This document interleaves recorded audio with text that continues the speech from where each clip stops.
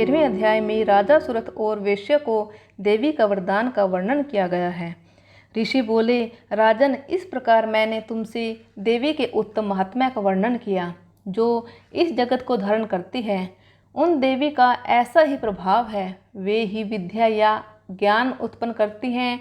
भगवान विष्णु के माया स्वरूप उन भगवती के द्वारा ही तुम ये वेश्या तथा अन्यान्य विवेकी जन मोहित होते हैं, मोहित हुए हैं तथा आगे भी मोहित होंगे। महाराज, तुम उन्हीं परमेश्वर की शरण में जाओ। आराधना करने पर वे ही मनुष्यों को भोग, स्वर्ण तथा मोक्ष प्रदान करती है। मार्कंडेय जी बोले, पुष्टि कीजिए। मेधा मुनि की ये वचन सुनकर राजा सुरथ ने उत्तम व्रत का पालन करने वाले उन महाभाग महर्षि को प्रणाम किया। वे अत्यंत ममता के कारण और राजच्युत होने से बहुत खिन्न हो चुके थे। महामुने इसलिए विरक्त होकर वे राजा तथा वेश्या तत्काल तपस्या को चले गए और वे जगदम्बा के दर्शन के लिए नदी के तट पर रहकर तपस्या करने लगे।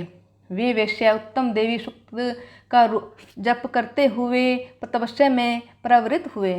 वे दोनों नदी के तट पर देवी की मिट्टी की मूर्ति बनाकर पुष्प, धूप और हवन आदि के द्वारा उनकी आराधना करने लगे। उन्होंने पहले तो आहार को धीरे धीरे कम किया, फिर बिल्कुल निराहार रहकर देवी में ही मन लगाकर एकाग्रता पूर्वक उनका चिंतन आरंभ किया।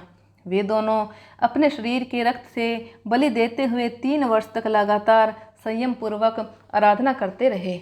इस प्रकार प्रसन्न होकर जगत को धारण करने वाली चंडिका देवी ने प्रत्यक्ष दर्शन देकर कहा। देवी बोली, राजन तथा अपने कुल को आनंदित करने वाले वेश्या, तुम लोग जिस वस्तु की अभिलाषा रखते हो वह मुझसे मांगो, मैं संतुष्ट हूँ, अतः तुम्हें वह सब कुछ दूंगी। मार्कंडेय जी बोले, तब राजा ने दूसरे जन्म में नष्ट न होने वाला राज्य मांगा तथा इस जन्म में भी शत्रुओं की सेना को बलपूर्वक नष्ट करके पुनः अपना राज्य प्राप्त कर लेने का वरदान मांगा। वेश्यों का चित्त संसार की ओर से खिन्न एवं विरक्त हो चुका था, अतः उन्होंने अहंता रूपी आसक्ति का नाश करने वाला ज्ञान मांगा। देवी बोली, राजन, तुम थोड़े ही दिनों में शत्रुओं को मारकर अपना राज्य प्राप्त कर लोगे।